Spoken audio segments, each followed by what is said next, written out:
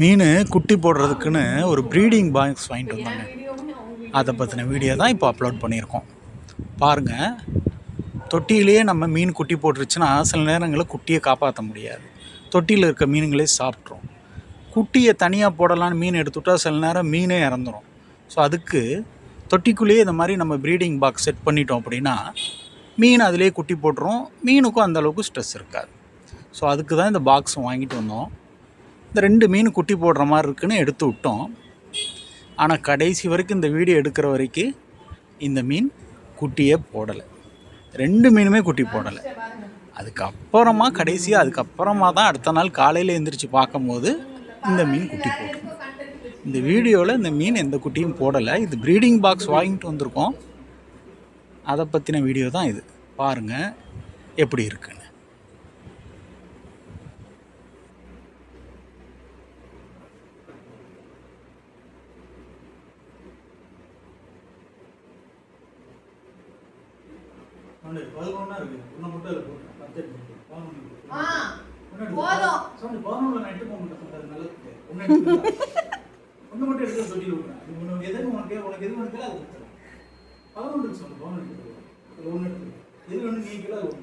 குட்டி மீன் எதுவோ அது கொடுங்க, எந்த மீன் எதெல்லாத்தையும் கடிக்காதோ அது கொடுங்க.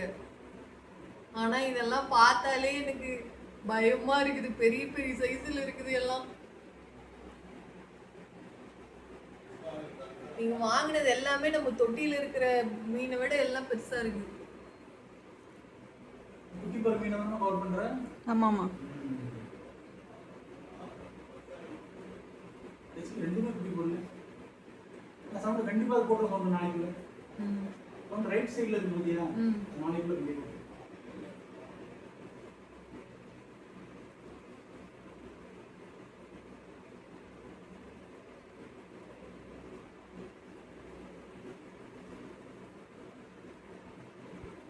எப்படியோ நம்மளால ஏதோ கொஞ்சம் மீனையாவது காப்பாத்திட்டோம்.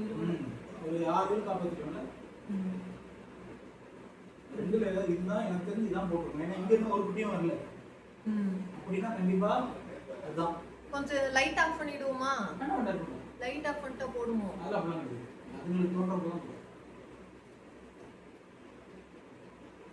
இன்னும் அந்த பலூன் வயித்துல இருக்கிற மாதிரி தான் இருக்கு. உங்களுக்கு எப்படி ஃபீல் ஆகுது? அது நாளைக்கு போட்டோம். ஆனா இது பாதியில இருக்கு. பாதி போட்டுட்டு பாதியில இருக்கு. ஏன்னா இதுங்களால கருப்பு குட்டி போட முடியாது. வேலை இருக்கு பாரு. ஜெரினா பேசுறாங்களா? இந்த தம்பி நம்பர் கொடுக்குறேன், அவன்கிட்ட பேசணும். பேசாரு, அவன்கிட்ட பேசாரு.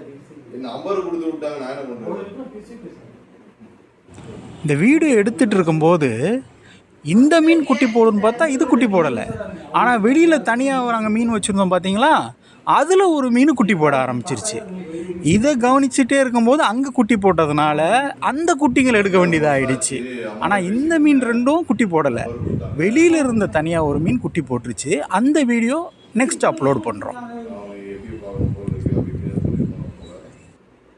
இதை வீடியோ எடுத்துகிட்டு இருந்ததுனால அந்த மீன் குட்டி போடும்போது அதை வீடியோ எடுக்க முடியல. அதனால் நெக்ஸ்ட் வீடியோவில் தனியாக இந்த ப்ரீடிங் பாக்ஸ்லேயே வேறு ஒரு மீனை நாங்கள் குட்டி போட்டதை எடுத்து வச்சுருக்கோம். அதை நெக்ஸ்ட் வீடியோவில் அப்லோட் பண்ணுறோம்.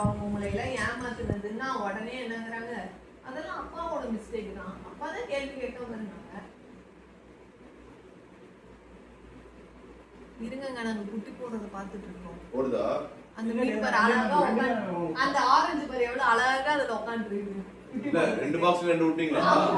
அது என்ன இது மாதிரி உட்கார்ந்திருக்கு? அது எப்படி குருவி மாதிரி உட்கார்ந்திருக்கு. ரெடி புட்டா வயிறு வெடிச்சு. எப்படி வந்து அது எப்படி ரெஸ்ட் எடுத்துட்டு இருக்கு பாரு. கியூட்டா குட்டி போட்டு போடு. 2 குட்டினால 40 குட்டி போடுவோம். 40 குட்டியா?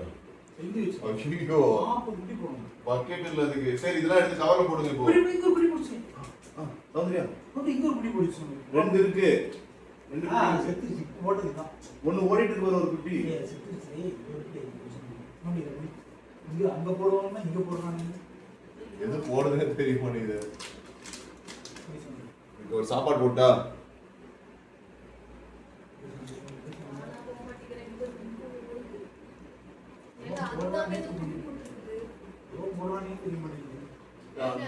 இத பத்தி அங்க ஒண்ணு இருக்கு பாரு. நீங்க இப்போதானே போட்டு